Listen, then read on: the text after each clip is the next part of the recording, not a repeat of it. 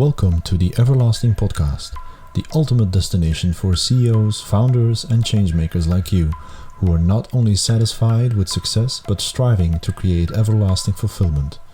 I'm your host, Nico van der Venne, entrepreneur and fervent believer in the power of everlasting fulfillment.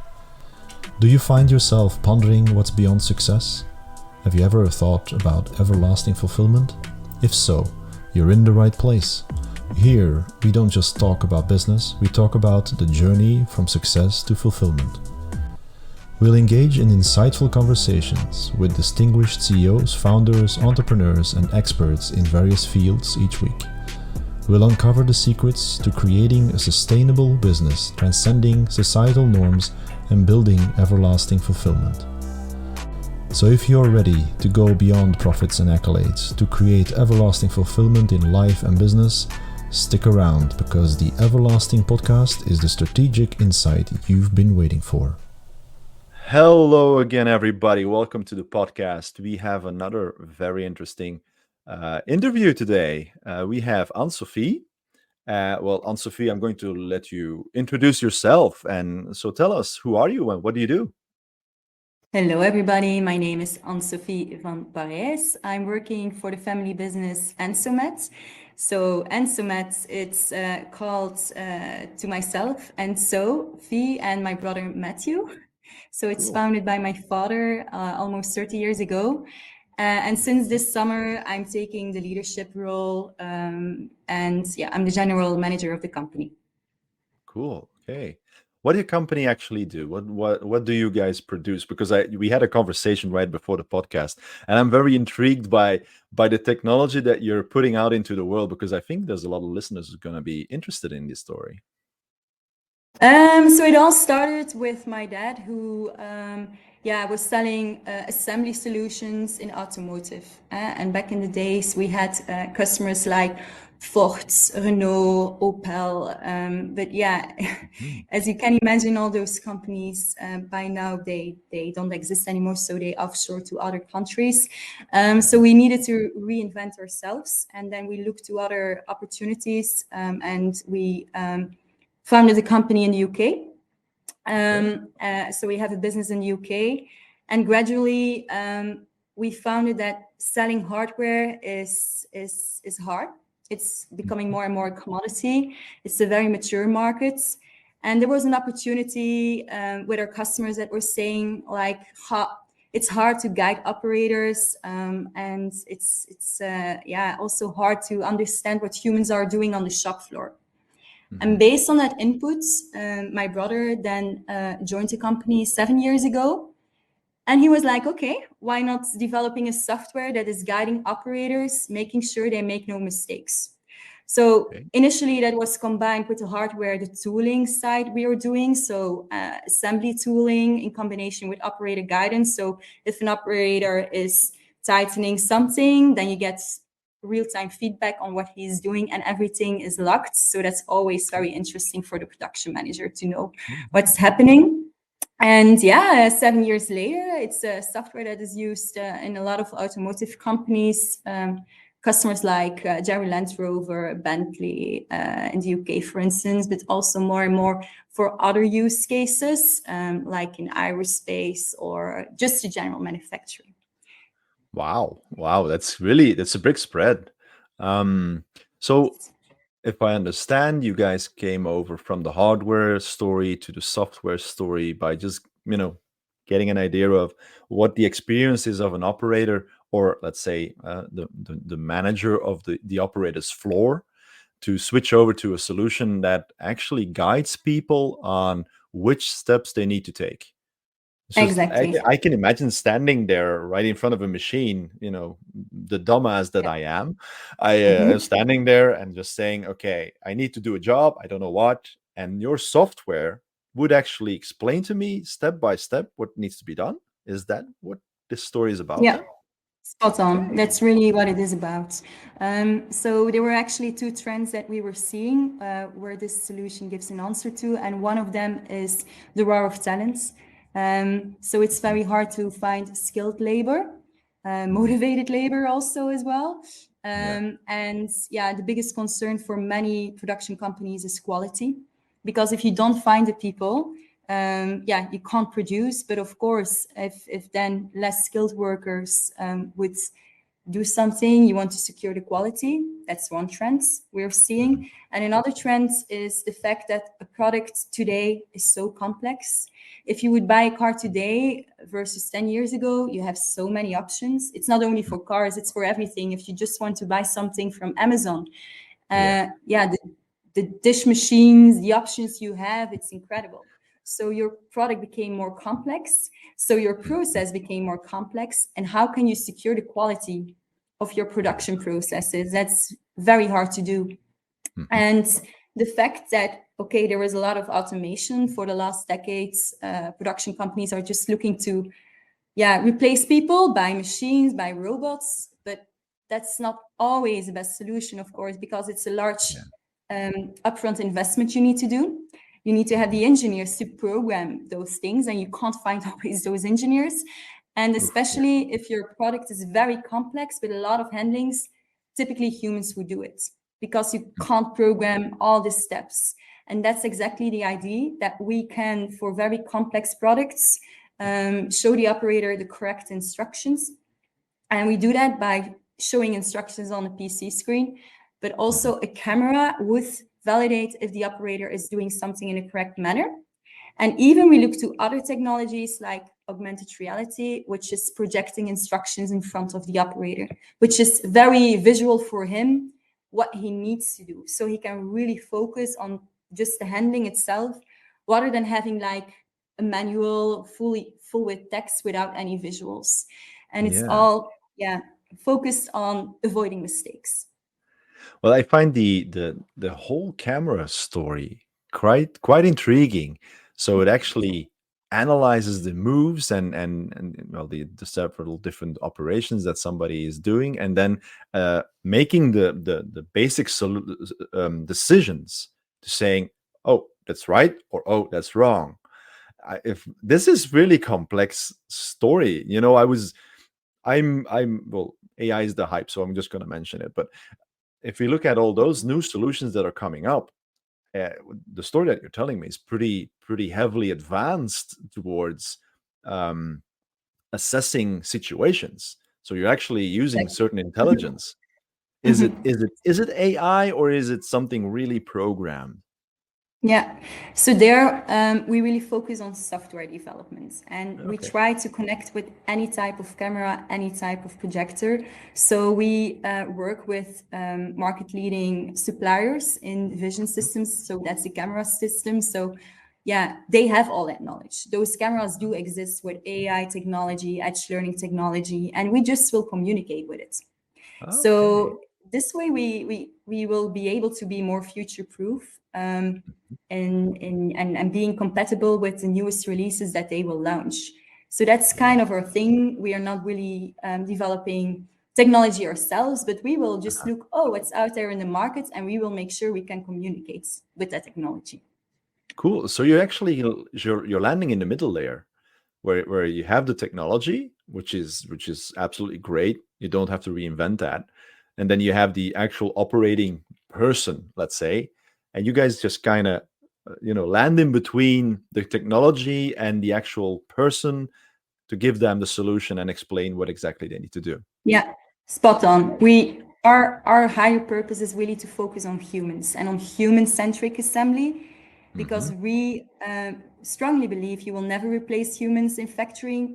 Because if you think about it, GDP-wise, most of employment is coming from manufacturing. So it would be very bad for your economy if you would just say, okay, as from now, no operators anymore on my shop floor. No. It would also be a very big investment, of course. So we want to really shift that industry from Industry 4.0, which is more focused on machines, robots, AGVs, and that stuff, and IoT solutions, to getting more data from machines. And we're like, okay, no, there is an upcoming new revolution where we will give digital tools to support operators rather than to replace them. That's basically our vision. It's a really human-centric story there. That's wonderful to hear, because you hear completely different stories in other segments of the industry. Now we're talking about humans. I have to ask Exactly. you. I have to ask you one question. Who would be somebody unexpected that you would really want to listen to this podcast episode? Wow, that's indeed a very difficult question. Just saying, just telling the listeners that the reaction on Ann-Sofie's face is always the same reaction I get from all the people that come into this yeah, interview. Like, Nico, why do you uh, ask this question? But it's yeah, okay. It's just amazing. Yeah. it's really one to think about. Perhaps it's more like perhaps the person that I, for instance, was 5 years ago. I would like to listen in because I think, as I mentioned before, I used to work for larger companies. Mhm. And in a large company, I was actually pretty satisfied with my role. Yeah, you have the full structure in place, Absolutely. and Yeah. your job is really defined. What is expected from you is just really defined and very structured environment. And then, yeah, you start in a very small company, yeah, the family company, where there is no structure at all, where, Mhm. yeah, everything is chaos. I wouldn't say, but I think Yeah. sometimes I look too much to what I haven't achieved yet, what isn't on rails yet, rather than just seeing in 5 years' times what over time what have I achieved, right? And Mhm. Mhm. getting more fulfillment out of that about the journey, rather than just thinking, oh, I have so many things to do to get the company to the next level. Mhm. I think that person if that person would see me now, Yeah. she would be pretty proud, I think.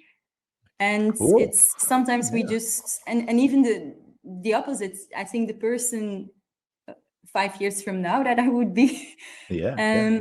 would perhaps more put perspective on all the issues that are still Mhm. there, right? In your Yeah. journey, that it's part of the journey. And Yeah. if you're just really in the action, you don't always see that. And you're like, am I doing a good job now? How can I do things differently? And Mhm. yeah, getting less optimistic rather than just seeing the full journey, right? Yeah. Yeah. Absolutely. That's a beautiful way of saying it.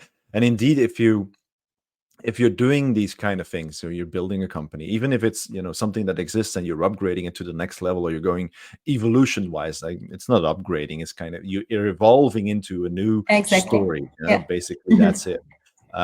For yourself, especially as a general manager, it's a challenge to take on this role and find out what is the best step to take. What is the next step, but what is the best step to take in the short and the long run? And if you look at all the steps that you do take, they are amazing steps, period.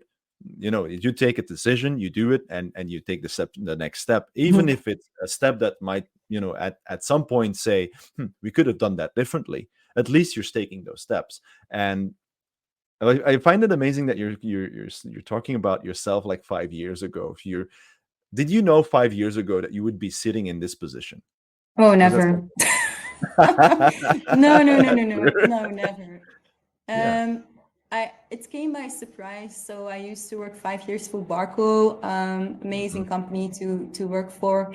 And then, yeah, as my dad is becoming more growing older, right? He was like, Mhm. Mhm. it's now the opportunity because I'm not going to work for 5 years anymore. But I'm like, yeah, I don't know.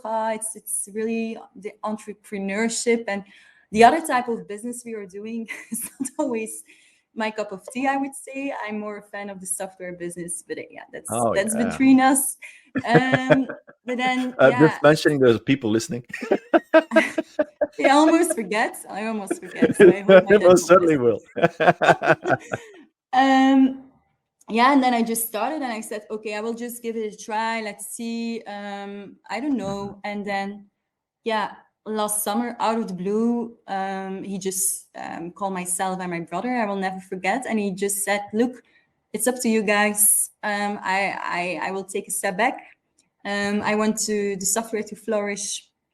And there was actually no choice or no way back then. Yeah, yeah, But yeah. in the beginning, it was kind of okay. Shocking is not a word, but like, okay, how will I do that? I never got coach to come to that point, to certainly leading a company, taking it to the next step. And it's also in if you're in the family context, it's also making sure not only that your customers will accept you because they are used to my dad, and they could just say, oh, it's logic, they just give it to the children, and it's not that you're elected, right?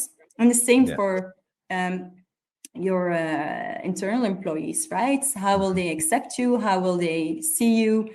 And how motivated will they be to get you also to the next level with the company? Yeah, it's a team effort. Basically, that's it. Even if you're, at the top of the bill, you need your team, don't you? It's everybody's in on the story, and if they agree, lucky you. If they disagree, either they exit themselves, or you'll see it in your figures, or whatever happens to the company. But if I have a gut feeling that that the story at this point is something that is really living. So if you tell me that you have a very strong foothold in the UK already, well, that's a nice beautiful thing there. And the companies that you're calling out are pretty rigid and very loyal to whomever they work with. So I think that's the story that's gonna remain. And we're a natural evolution with your software. If you're telling me what it does, I see a lot of options in different industries that can create some amazing things. Exactly. It does not always need to be the large projects. It's even simple things. For instance, with companies, beschutte werkplek, how you call it in English? It's kind of a. I'll explain. Sheltered workplace. Sheltered workplace. Sheltered workplace. People that have a little lesser abilities. They do kind of monetary things, Exactly. like packaging a certain thing and stuff like that. And we have now a customer that told us like 40% of our people have a disability. Disability. They have all kind of disabilities, but they can't read. 40% of them can't read, and then if you have the visual projections, it solves their issue, right? Because then they just follow arrows and they take whatever they do without reading anything.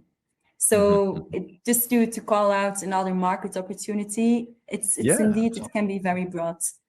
Yeah, indeed. I can imagine that. I'm thinking about several scenarios where it might end up very, very positively. It's like I mentioned earlier. There's some people that I might put you in contact with, because it's amazing if you can find solutions for that. So you're talking. I want to kind of go into what you're saying about the whole story about finding the right people these days. We notice as well in the different companies that I work with that it's pretty hard at every level, from engineer to basically cleaning lady. And to me, there's no difference between the level. It's just everybody who has their talents. But it's pretty hard to find people these days to do certain jobs because of, I have no idea what's happening, but are people not willing to work anymore? I have no idea. But how does that look for you guys in your story? Do you see some extra incentives by implementing your software within companies? Yeah, definitely. It's one of, if we tell people you need to make a business case for it, it's one of the things. It's really looking also to broader employability, so that people can rotate more, even if you have a certain talent, what you mentioned, right? If you're shop floor people or whoever you are, you could go from process A to process B in a more intuitive way. So perhaps you could do more with less people as well. That's definitely a thing. And also the fact it's guidance on the job, but even everything that your people are doing is also like kind of locked. So afterwards you could also start to analyze and see who is a better performing group of people than other groups, just to benchmark and to try to understand where is my bottleneck. And it's true. a big issue, the war of talent, and that's why those kind of solutions pick up easier than before.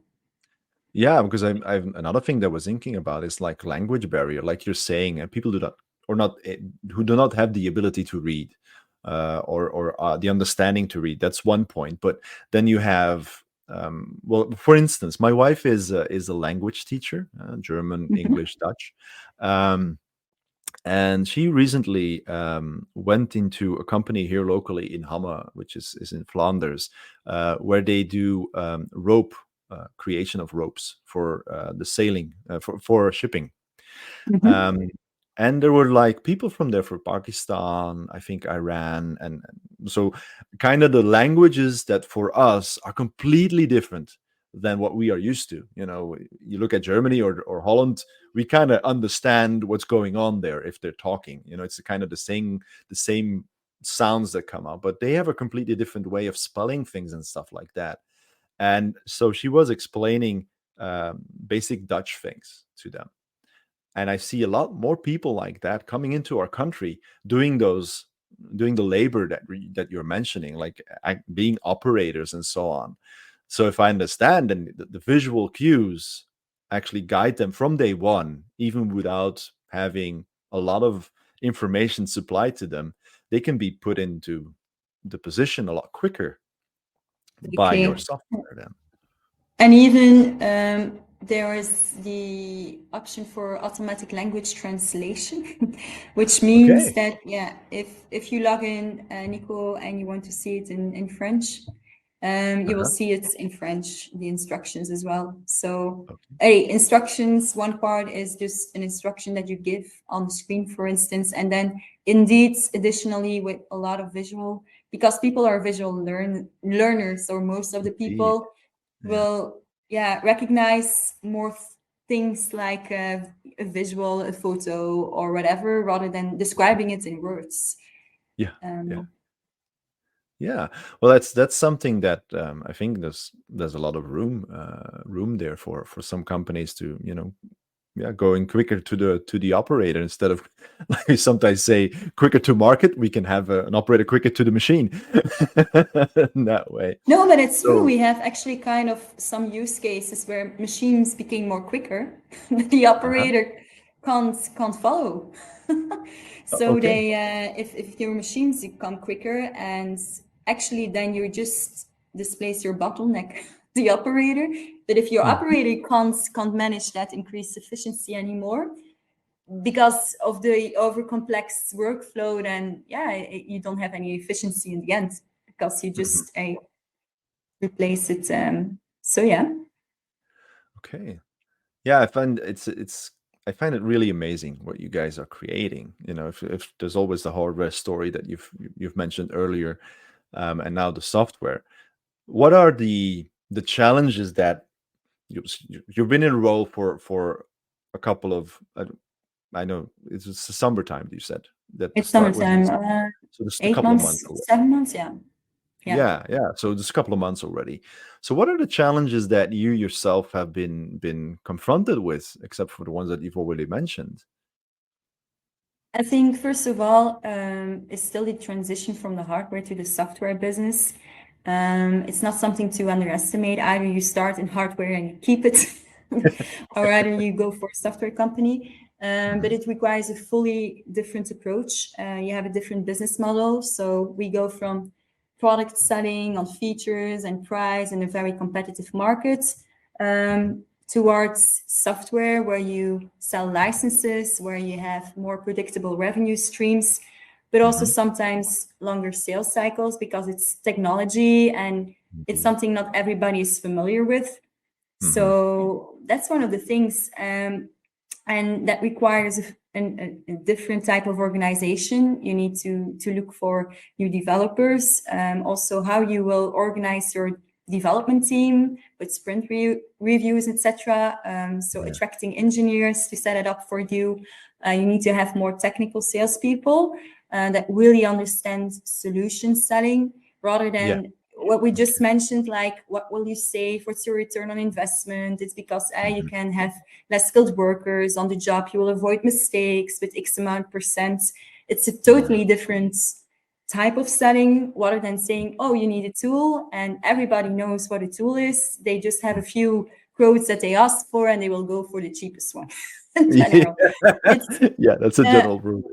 yeah, or in between, if you still have the sandwich strategy and they're like, oh, we want to go for quality, but we don't want to have the most expensive one. Anyway, that's Yeah, yeah. still something that we took a lot of steps in there. So we hired a few more people with the respective roles I just described, to get the software more on rails.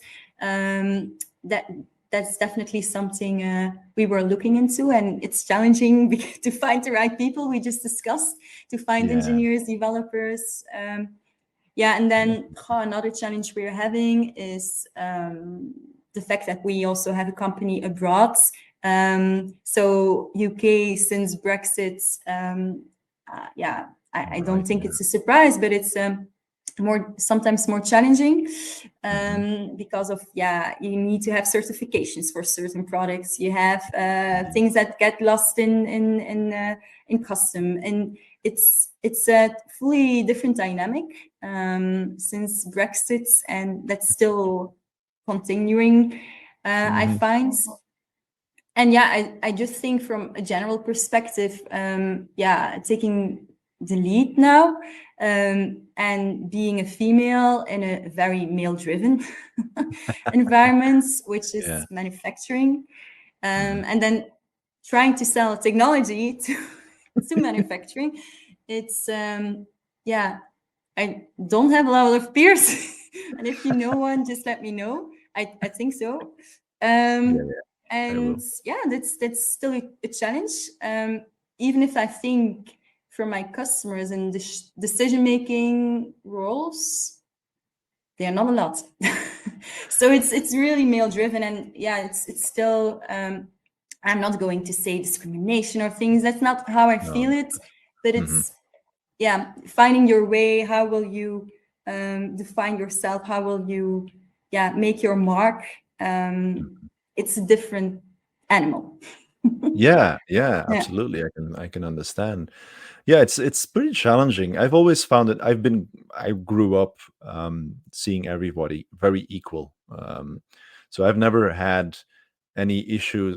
I'm a man, so that kind of gives me a fast forward, especially in the technical industry. I have a past in IT. I've done sales. I've done solution sales, by the way. Not that Okay. I'm applying for a job. I was going to but say I still have some vacancies to fill. Who knows? Who knows? I might Who be able to knows? help somewhere.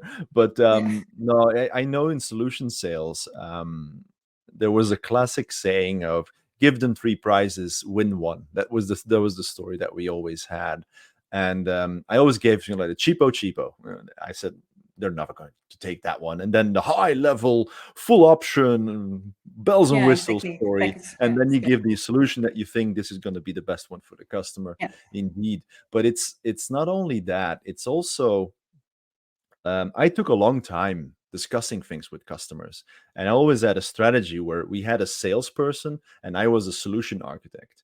I was also a Mhm. salesperson, but we didn't name it that way. Yeah.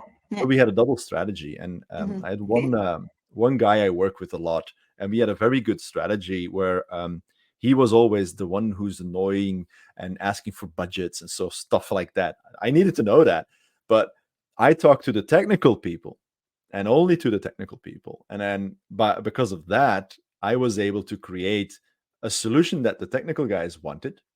And then I Mm-hmm. talked to the business and then started to understand, you know, being more the business consultant of understanding where the business wanted to, and then find a solution in the middle that was then the best solution. And then, finding the cheapo, and then the two bells and Yeah. whistles. But it's pretty challenging indeed to see other environments and other companies, well, conculegas, as we say, um, who probably have an edge on the story. But I'm absolutely sure with the solution that you have, there's a market there in any case, and transition going to something else is always challenging. But Mm-hmm. if you have the right people surrounding you, you'll get there, I think. Now, One of the other questions that I would love to ask you is, how do you see, because you've got an industry, you've talked about Mhm. a couple of different industries, but within your industry, so if we just focus on the software, and the hardware is something that's stable, it's right there, everybody knows about it, but software wise, how do you see the evolution in that story? How do you see yourself or your company evolve in that industry, but especially the technology, how do you see it evolve? Yeah. So we really focused, yeah, the last couple of months on defining the vision where we want to go to with the company, where we want to go to with the software, and I think challenging yourself continuously on that, because, like you mentioned, markets is changing fast, and it's not because we now have a good products on the markets that tomorrow there is a totally different technology that will make us redundant. I'm not going to say, but you need to stay abreast, and try to define what are the next steps. Yeah, on the different horizons as well. Indeed. And we that's also part of what we want to be and who we are. We want to stay close with customers, and we have some visionary customers that are closely involved as well with the next steps of Ann-Somatic, because Yeah. these are the ones that are using it all day. They know production by their thumb. I'm not so sure if that's even an expression, but yeah, that's they know what they want eventually as well. They know Yeah. where manufacturing is going to. They say or tell us what are still challenges they are facing that we haven't solved yet, and that's a gold mine. I would recommend a lot. Yeah, just Yeah. also, even if you're in a higher position, stay close with the market, stay close with your clients, but also close with your suppliers, and treat your suppliers as your partners, because they can also have great ideas. And for me, it's very important to think in ecosystems where you're just one chain in that full ecosystem, and try to find your way through, and who can help you with delivering who you want to be and where you want to go to. That's also one of the thinking processes, and that's totally different from the only hardware business, standalone business. If Yeah. you're software, you have much more options, and you just become one of the chains in the full software ecosystem. Yeah. Well, it's fun to hear you say ecosystems, because I think that is a big part of the future in companies. Um, it used to be, you supply you supply me with XYZ hardware. I will rebuild it into XYZ hardware and supply it to another customer, and that was the story. You deliver, I produce, I deliver. That was kind of a, the silo story, where I see a lot of more companies who had that flexibility, because that's usually the biggest problem. The bigger companies, they become very bureaucratic and very locked down, and the people that are sitting in those chairs, they're sometimes wonderful to work with, those environments, but when it comes down to creating, just not creating, but being creative, you kind of hit a wall in several corners, because, oh, we have that procedure because we did that and that in the past, and we are not allowed to think out of the box. And I think that, as well as a family run company, and with the support, like you say, of your ecosystems, you can create really dynamic solutions, because you know what the question is, and it could be at the source with your customer, or it could be at the source with your suppliers.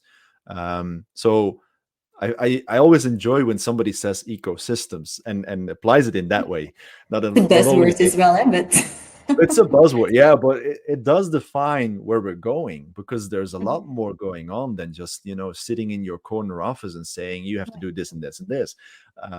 It's wonderful to do that, but it's not it's not always that productive. but it's also if you're smaller, right, than the big boys out there, you can't do it all.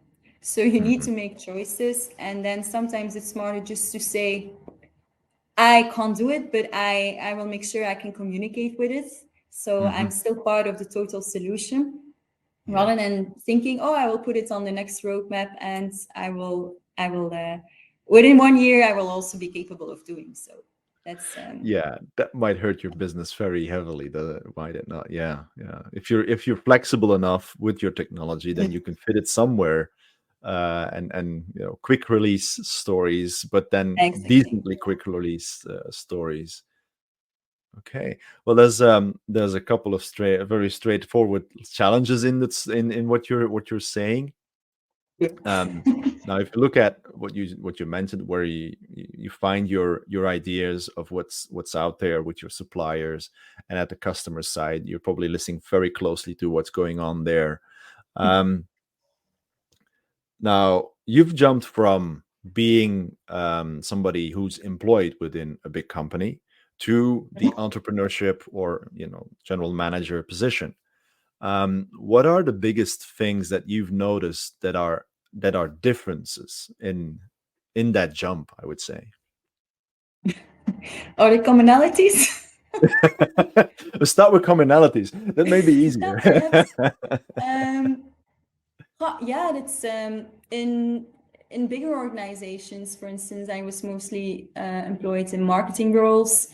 You have different type of marketing roles, right? You have someone for events, you have someone for content creation, someone for whatever type of Yeah. marketing exists. So you really are there in your corner, in your box.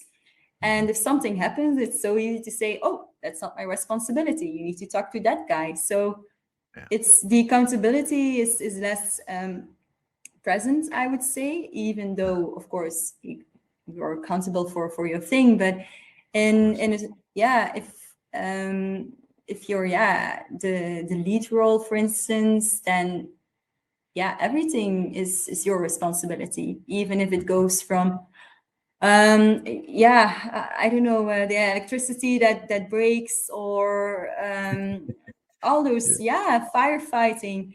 In the beginning, it drove me mad because you need to do everything yourself, even the smallest things. But yeah, it has a huge impact as well. So you learn from so many domains at the same time. For me, my growth was in sales because I never did sales before, and business development was a fully new spectrum. And of course, if you're the GM of a smaller company, it's all about selling your ideas, and selling dreams with Yeah. software, etc.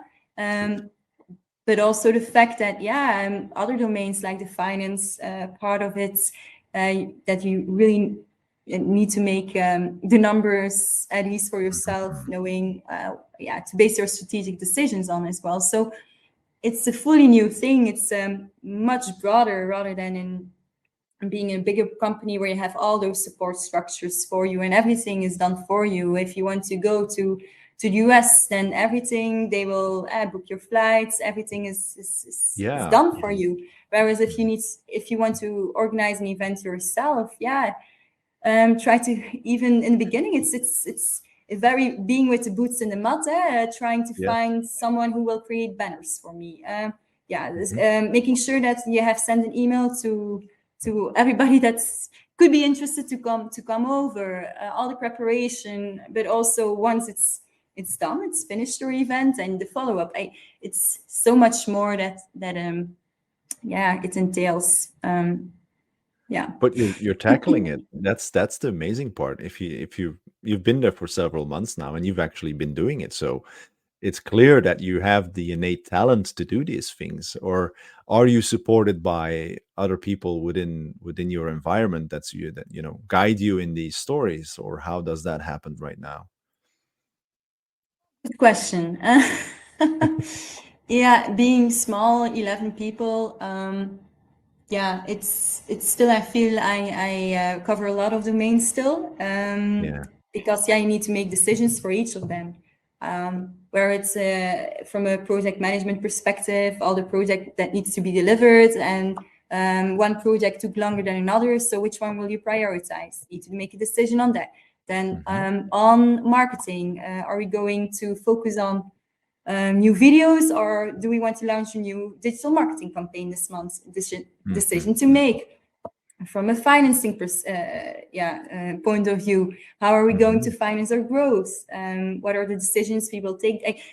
You're so much involved in all of the domains because a thing of the size of your company, that I can't really say I really will focus on only the high level perspective, right? Yeah, It's yeah.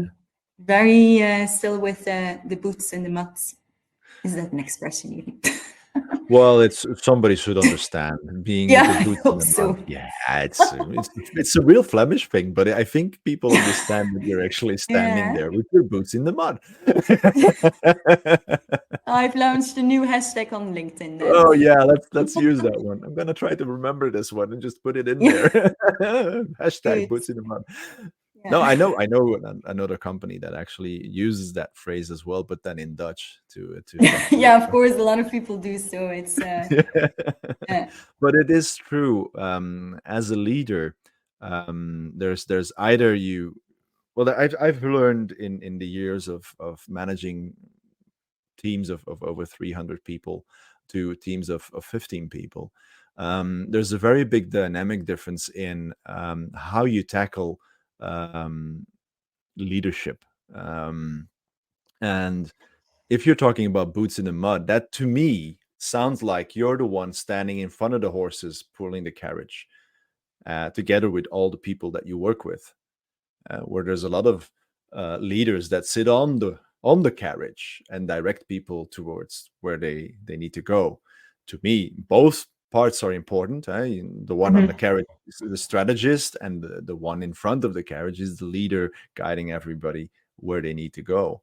Now, if you look at a lot of, well, let's say there's a few people listening to this podcast who have the ambition to, or maybe the future, that their father or mother has a company, and they might at some point get the question like you have of, it's up to you guys. You want to run it, you don't want to run it, tell me and I will step back, or however that went. What would be one thing that you would give them right now? There's just that they don't know yet, but they might come to that point. What would be one piece of advice that you would give them? Uh, I would say, yeah, follow your internal compass. Hmm. Um, when I actually started my career, I joined Augmented. I don't know if you Augmented, but it's yeah, a lovely company that is organizing multi-company traineeships for school leavers. Because Okay. if you're graduated, what is your talent? What do you want to do? I didn't know at all. So I said, Yeah.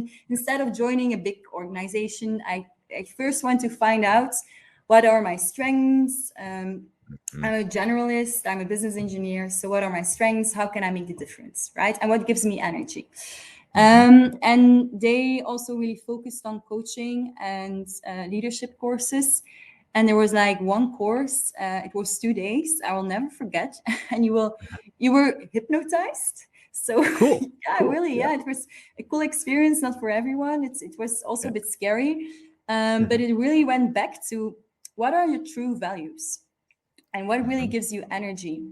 And based on that, then you needed to build like your own kind of moral compass or compass, Yeah. your internal compass. And Uh-huh.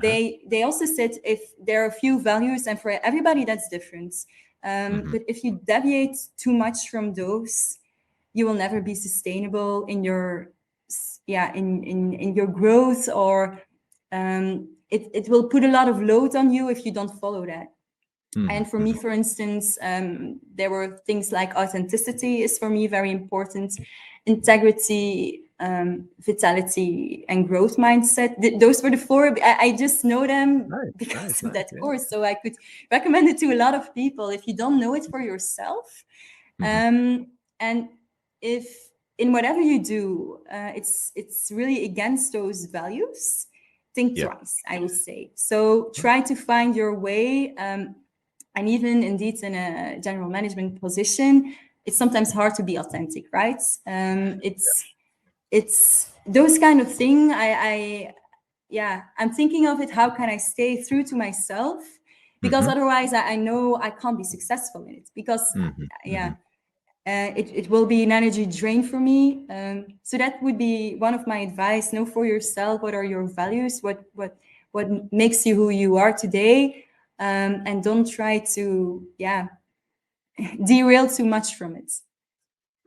That's pretty funny because it's one of the first things I do with my coachees is Okay, determine their yeah, values. Yeah, yeah, because it is the basis of everything, isn't it? It's also it's true. that combined with self-worth and how do you see yourself? Whatever happens, there's a core within everybody. By the way, I use hypnosis as well, but that's something that's different.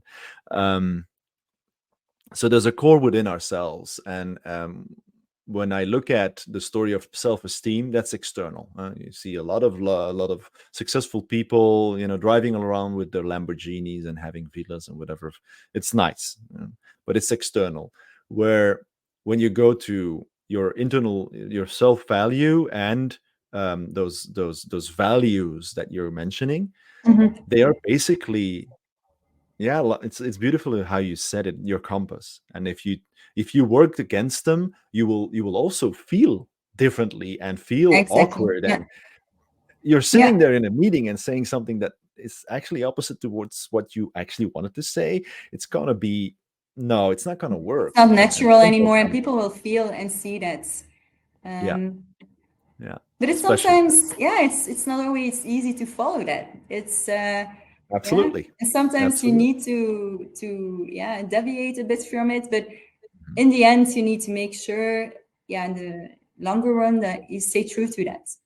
Yeah. That's true. It's true. It's like I've learned something very important in the last couple of years, and it comes out of marketing, where sometimes you have to tell your customer what they would like to hear, but then when they meet you face to face, that's the moment that you tell them the truth of what you actually do, because sometimes people do not even see their own problems, and Mhm. then you have to, and that is not, I don't find that not being authentic. It's kind of finding a way to make them listen and then explain to them what the problem could be, where they are, and how you can help them towards new solutions.